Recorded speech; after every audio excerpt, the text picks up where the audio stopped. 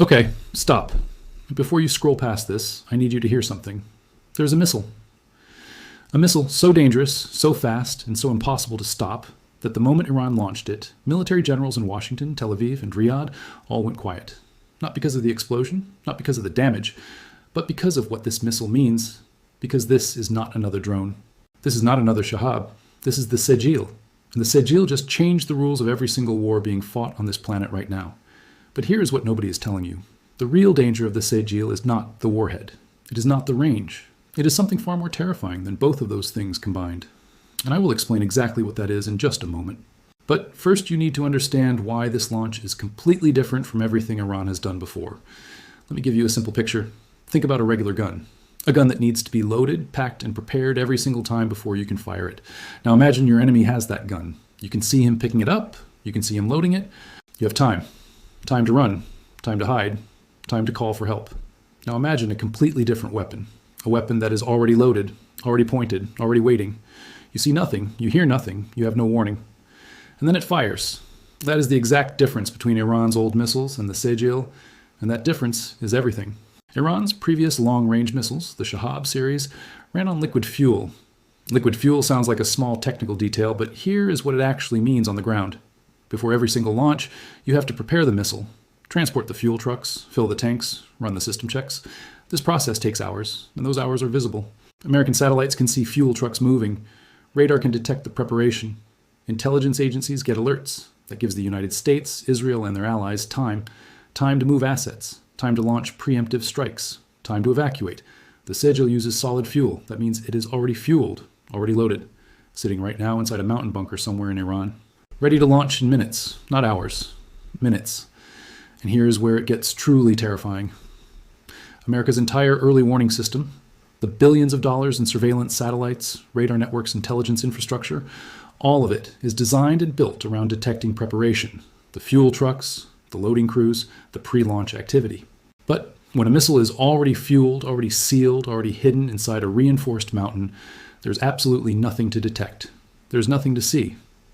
The first thing the world knows about the launch is the missile already flying through the sky at Mach 14. Mach 14, let that number sit for a second. That is 14 times the speed of sound. The distance from Iran to Tel Aviv is roughly 1,600 kilometers. At Mach 14, the Sejjil covers that entire distance in under 7 minutes. 7 minutes is not enough time to fully scramble an interception. It is barely enough time to sound a public alarm. And this is not one missile sitting in one bunker. Iran has a deep stockpile of Sejjils hidden across mountainous terrain, pointed at every major target in the Middle East. But here is the part that mainstream news is completely missing. The Sejjil was not built to destroy a city. It was built to destroy a system. Think about what actually keeps the Middle East functioning. Not governments, not armies. Infrastructure, the oil terminals, the desalination plants, the financial districts. Dubai's entire economy is sitting in a small, exposed coastal strip with zero natural protection. Saudi Arabia's oil infrastructure, Aramco, the single most valuable energy company on earth, sits completely exposed in the eastern province. Qatar's LNG export terminals, Bahrain's banking sector, none of these are hidden. None of these are in mountains. They are all sitting in the open, and every single one of them is within Sejjil range. Now ask yourself the real question. What happens to America when those targets stop functioning? The GCC countries sell oil. They sell that oil in US dollars. They take those dollars and invest them back into American tech companies. Apple, Nvidia, Microsoft, Google, the same Magnificent Seven stocks that make up 25% of the entire American stock market. That invisible cycle is the backbone of American economic dominance. The moment that cycle breaks, you do not just damage the Middle East, you crash Wall Street. You weaken the dollar, you begin unraveling the petrodollar system that has kept America as the world's only superpower for 50 years. Iran understands this perfectly. That is exactly why this launch is not just a military signal. It is an economic declaration of war dressed in the uniform of a weapons test. And now look at the impossible position this puts America in. You cannot negotiate openly because negotiating under missile threat looks like surrender. And surrender invites more launches.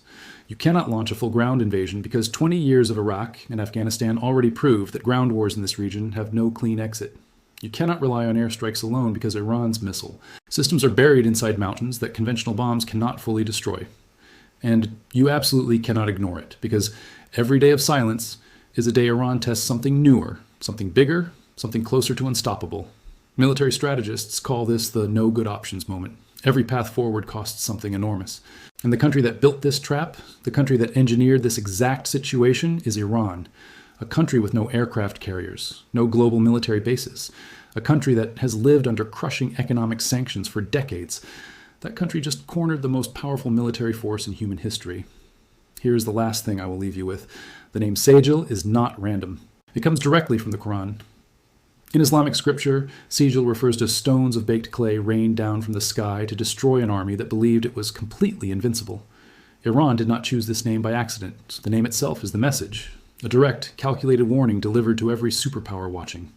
This new phase of war did not begin with boots on the ground. It did not begin with a naval blockade. It began with a missile whose very name says one thing clearly: no army is invincible. And the world has not yet fully understood what that means.